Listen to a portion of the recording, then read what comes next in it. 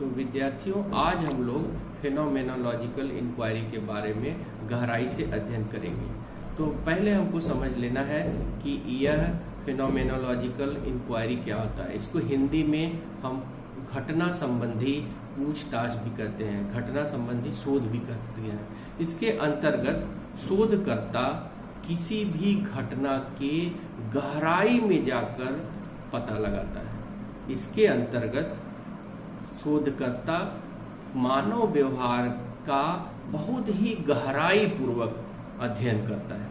इसमें ह्यूमन व्यवहार से संबंधित, मानवीय व्यवहार से संबंधित जो आंकड़े होते हैं उसका वह डिस्क्रिप्टिव फॉर्म में, विवरणात्मक रूप में एकत्रीकरण करता है और एकत्रीकरण के दौरान व्याख्यात्मक रूप में आंकड़ों का संकलन करता है और इस संकलन के दौरान वह डेटा को न्यूमेरिकल फॉर्म में एकत्रित नहीं करता है और जिस रूप में आंकड़े उसको मिलते हैं उस रूप में वह आंकड़े को एकत्रित कर लेता है और उसका जोर, शोधकर्ता का जो जोर होता है, आंकड़ों को अंतःक्रिया के माध्यम से वह एकत्रित करता है। करता क्या है शोधकर्ता खुद उस घटना में इनफॉर्मली जा करके शामिल हो जाता है और पूरी घटना का ऑब्जर्वेशन करता है, प्रेक्षण करता है और जिस रूप में, जिस प्राकृतिक रूप में उसको घटनाएं दिखती हैं उसी प्राकृतिक रूप में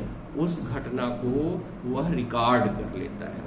इस तरह से घुल मिल जाता है कि जिसके बारे में, जिस घटना के बारे में, जिन लोगों से संबंधित घटना के बारे में वह शोध करता है उनको भी एहसास नहीं होता कि वो शोध कार्य कर रहा है और हमारे मध्य रह करके वो आंकड़ों को एकत्रित कर रहा है। उनसे वह बातचीत करता है, उनसे वह पूछताछ करता है, उनसे अवलोकन करता है और सारी घटनाओं को, रीत रिवाजों को, उनके विश्वास को, उनके मूल्यों को, जो भी उसको दिखता है सब विवरणात्मक फॉर्म में, डिस्क्रिप्टिव फॉर्म में वह नोट करता जाता है। तो फेनोमेनोलॉजिकल इंक्वायरी का जो मुख्य मुद्दा होता है वो यही होता है कि स्वाभाविक रूप से जो घटनाएं घटित हो रही हैं उसका वह विवरण प्रस्तुत करे, उन विवरणों को एकत्र करे पहले। तो उन विवरणों को वो सोशल फेनामेना में जाकर के एकत्रित करता है और उसका पूरा जोर होता है कि जिस रूप में घटनाएं उसको दिखती हैं उसी रूप में वो घटना को एकत्रित कर ले, उसमें कोई मैनिपुलेशन न करे, उसमें कोई भी बदलाव न करे, किसी भी प्रकार की कृत्रिमता उसमें शामिल न की जाए। और मैंने आपको बताया कि जो आंकड़े हैं वो सब विवरणात्मक, डिस्क्रिप्टिव फॉर्म में उसको इकट्ठा करना होता है। उसको क्वांटिटी रूप में, मात्रात्मक रूप में कोई भी आंकड़े एकत्रित नहीं करने की जरूरत होती है। जिस रूप में वह घटित हो रहा है उसी रूप में उन घटनाओं को वह एकत्रित कर ले।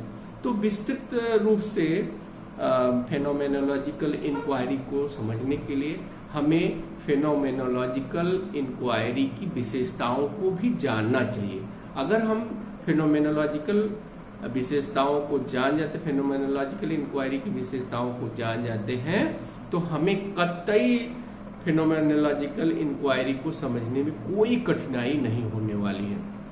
तो दोस्तों, सबसे पहली विशेषता जिसको हम कहते हैं कि जो भी घटनाएं इकट्ठा की जाती हैं प्राकृतिक पूछताछ का वह उपयोग करता है। तो पहली विशेषता यह है कि क्वालिटेटिव रिसर्च के अंतर्गत पूछताछ विधि का उपयोग किया जाता है और वो भी प्राकृतिक पूछताछ विधि का उपयोग किया जाता है।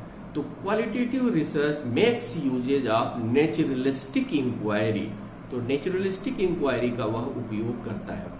तो मैंने आपको बताया वर्णन के समय है कि नेचुरलिस्टिक, जब वह प्राकृतिक रूप से पूछताछ करता है तो वो उनके साथ इस तरह से घुल मिल जाता है कि उनको पता ही नहीं लगता कि यह शोध करता है, यह किसी आंकड़ों को एकत्रित करने के लिए या किसी उद्देश्य से हमारे बीच यह पार्टिसिपेंट, सहभागी बना हुआ है। तो पहली विशेषता ये होती है कि रिसर्चर इसमें प्राकृतिक पूछताछ विधि का उपयोग करता है। तो इस तरह से हमने पहली विशेषता की चर्चा की। दूसरी विशेषता है, इसमें शोधकर्ता आगमन उपागम का उपयोग करता है। दोस्तों, शोध की दुनिया में बेसिकली दो तरह के उपागम उपयोग किए जाते हैं, इंडक्टिव अप्रोच और डिडक्टिव अप्रोच। इंडक्टिव अप्रोच का इसमें उपयोग किया जाता है।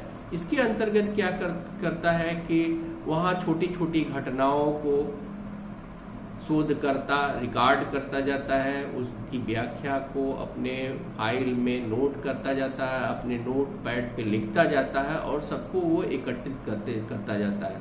बाद में इन सारी घटनाओं को जोड़ करके वो कोई निष्कर्ष निकालता है।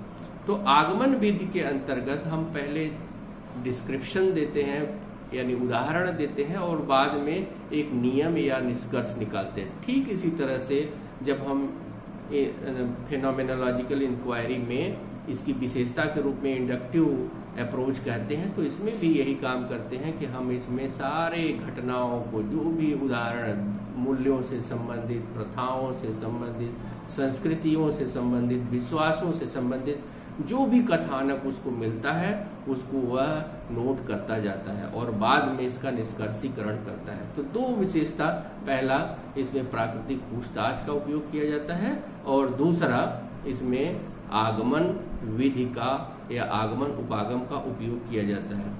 तीसरा जो विधि है वो बहुत ही महत्वपूर्ण है। इसमें शोधकर्ता दूरबीन विधि का, लेंस मेथड, लेंस अप्रोच का उपयोग करता है। तो third characteristics is the lens approach is used in phenomenological inquiry। इसमें किसी भी घटना की गंभीरता, गहराई को समझने के लिए जो शोधकर्ता होता है उसकी गहराई में जाता है और उसको अवलोकन करता है। अवलोकन करने के बाद वह आंकड़ों को एकत्रित कर लेता है और तब एकत्रीकरण के बाद उसके विश्लेषण और इंटरप्रिटेशन का काम होता है। तो तीन विशेषताओं को हम लोगों ने अभी आपके मध्य चर्चा की और चौथी विशेषता हम आपसे चर्चा करने जा रहे हैं कि इसमें शोधकर्ता बहुत ही प्राकृतिक वातावरण में आंकड़ों को एकत्रित करता है। बहुत ही प्राकृतिक वातावरण, नेचुरल एनवायरनमेंट में आंकड़ों को एकत्रित करता है।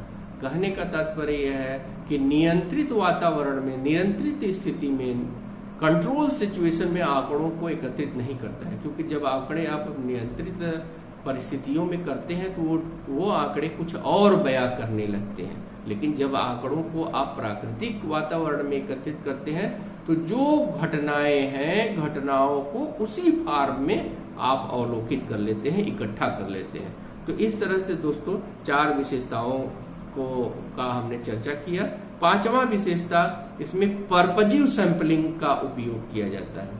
तो दोस्तों इसमें बहुत तरह के सैंपलिंग नहीं किए जाते हैं, सीधे सीधे आपका जो उद्देश्य होता है, अर्थात जिस घटना के बारे में आपका अनुसंधान होता है, उस घटना की जानकारी के लिए आप उससे संबंधित सैंपल का चयन कर लेते हैं और उन्हीं यानी पर्पजिव कर लेते हैं। इसमें हम रैंडम सैंपलिंग नहीं करते, इसमें स्ट्रेटिफाइड सैंपलिंग नहीं करते, जो कि हम गुणात्मक शोध के अंतर्गत करते हैं। लेकिन इसके अंतर्गत हम एकदम पर्पजिव रहते हैं, हम अपने उद्देश्य में केंद्रित रहते हैं। इसलिए करते हैं कि जो हमारा उद्देश्य है हम उसी के आधार पे जब आंकड़ों को एकत्रित करेंगे, उसी से जब बातचीत करेंगे, तब हम गहराई में जाएंगे और गहराई में जाएंगे तब हम बहुत अच्छे से जो चीजें हैं हकीकत में हम उन्हीं के बारे में अवलोकन करते हैं, उन्हीं से संबंधित आंकड़ों को एकत्रित करते हैं, तब हमारे शोध का उद्देश्य पूरा हो जाता है। तो इस तरह से 5 विशेषताओं की चर्चा कर लिया हम लोगों ने। छठवीं विशेषता की हम लोग चर्चा करेंगे कि शोधकर्ता इसमें लघु प्रतिदर्श चयन विधि का उपयोग करता है। शोधकर्ता इसमें लघु प्रतिदर्श चयन विधि का उपयोग करता है। इसमें जो सैंपलिंग साइज होती है वो बहुत बड़ी नहीं होती है, क्योंकि अगर हम बहुत बड़े सैंपल का चुनाव कर लेंगे तो फिर हम गहराई तक नहीं जा पाएंगे, क्योंकि हमारा जब सैंपल साइज बहुत बड़ा होगा तो हम उसी में उलझ के रह जाएंगे, हम उस घटना की गहराई तक, उस तथ्य की गहराई तक नहीं जा पाएंगे। और इसीलिए हम लोग इस प्रकार के रिसर्च में बहुत ही छोटा सैंपल रखते हैं, जिससे हम गहराई में जाकर के अध्ययन कर सके। तो इस तरह से दोस्तों हम लोगों ने 6 विशेषताओं की चर्चा कर लिया।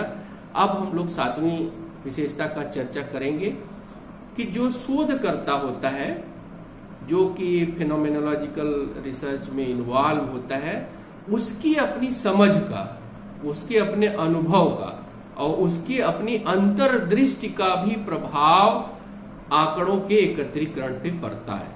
तो researchers personal experience and insight are an important part of inquiry to understanding the phenomena. तो जब किसी घटना की गहराई तक कोई शोध करता जाता है दोस्तों, तो आपको यह जानना पड़ेगा कि उस शोधकर्ता की क्या समझ है, उस शोधकर्ता के पास क्या अनुभव है, क्या विश्वास है। इन सारे चीजों का प्रभाव वर्णन पर या फेनोमेनोलॉजिकल रिसर्च पर पड़ना ही पड़ना है। तो हर हाल में इसमें रिसर्चर की जो गुणवत्ता है, रिसर्चर की जो गुणवत्ता है, योग्यता है, उसका प्रभाव पड़ता ही पड़ता है। अब इसके बाद हम लोग 7वीं विशेषता की तरफ चर्चा करेंगे। इट एज्यूम्स ईच केसेस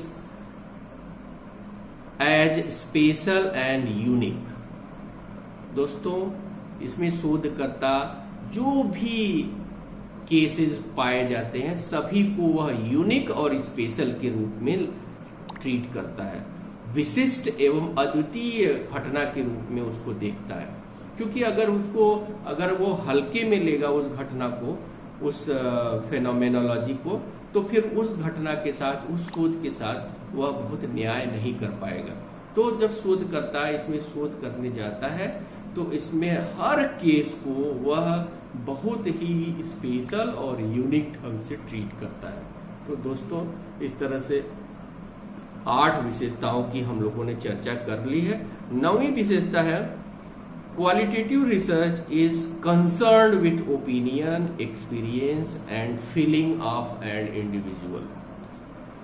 दोस्तों जो क्वालिटेटिव रिसर्च होता है वह उस घटना के या उस मानवीय व्यवहार के या उस मनुष्य के ओपिनियन से, विचार से संबंधित होता है, अनुभव से संबंधित होता है और उसकी भावना से संबंधित होता है। तो जब भी हम फेनोमेनोलॉजिकल रिसर्च करते हैं तो इसमें फीलिंग्स को, एक्सपीरियंस को, इंसाइट्स को, वैल्यूज को, थॉट्स को बहुत तवज्जो दिया जाता है। तो हर हाल में जब हम क्वालिटेटिव रिसर्च करते हैं, फेनोमेनोलॉजिकल रिसर्च करते हैं, तो हम भावनाओं को, अनुभव को और विचारों को बहुत तवज्जो देते हैं। नेक्स्ट विशेषता है दोस्तों, जिसको हम 10वें विशेषता के रूप में चर्चा कर सकते हैं, qualitative research does not requires quantification. हम कई बार इसकी चर्चा कर चुके हैं इस विशेषता की कि क्वालिटेटिव रिसर्च में क्वांटिफिकेशन की जरूरत ही नहीं पड़ती है। इसमें हम जो आंकड़े एकत्रित करते हैं वो विवरणात्मक आंकड़े एकत्रित करते हैं, व्याख्यात्मक आंकड़े एकत्रित करते हैं। 11वीं विशेषता की हम लोग चर्चा करेंगे दोस्तों। इसमें जो शोध का दायरा होता है उसको हम सीमित तो रखते हैं, लेकिन जो दायरा होता है उसमें बहुत ही ढेर सारी रणनीतियों, बहुत ही ढेर सारी पद्धतियों, विशेषताओं की श्रृंखला का उपयोग हम करते हैं ताकि रिजल्ट हमारा जो आए उस रिजल्ट पे प्राकृतिकता का कोई ह्रास न होने पावे, कहीं से भी उसमें कृत्रिमता आने न पावे, उसमें किसी भी प्रकार का दोष संलग्न न होने पाए। तो दोस्तों मोटे तौर पर हम लोगों ने आज फेनोमेनोलॉजिकल रिसर्च के बारे में गहराई से अध्ययन किया और उसकी विशेषताओं की भी चर्चा की, जिसमें मोटे रूप में हम लोगों ने यह कहा कि फेनोमेनोलॉजिकल रिसर्च, जिसको हम दूसरे नाम क्वालिटेटिव रिसर्च के रूप में भी जानते हैं, इसकी विशेषता होती है कि यह आगमन उपागम का उपयोग करता है, यह प्राकृतिक परिदृश्य से आंकड़े एकत्रित करता है, इसमें डेटा जो एकत्रित किया जाता है वो परवजीव होता है, इसमें सैंपल की साइज बहुत छोटी होती है, इसमें संख्याओं का उपयोग नहीं किया जाता है और इसके अंतर्गत जो रिसर्चर होता है उसके अनुभव, उसके समझ, उसके विचार का भी प्रभाव घटना पर पड़ता है। इसमें जो शोधकर्ता होता है, जो भी घटना चयन करता है, उस घटना को वह हल्के में नहीं लेता है, बल्कि उसको स्पेशल और यूनिक मानता है और हर हाल में वो कोशिश करता है कि जिस रूप में घटनाएं घटित हो रही हैं उसी रूप में उन घटनाओं का विवरणात्मक रूप से आंकड़ों का एकत्रीकरण किया जाए, उसमें कोई परिवर्तन न जाए। दोस्तों, उम्मीद करते हैं कि आपको फेनोमेनोलॉजिकल अनुसंधान, फेनोमेनोलॉजिकल इंक्वायरी, जिसको हम क्वालिटेटिव रिसर्च कहते हैं, अच्छे से समझ में आ गया होगा।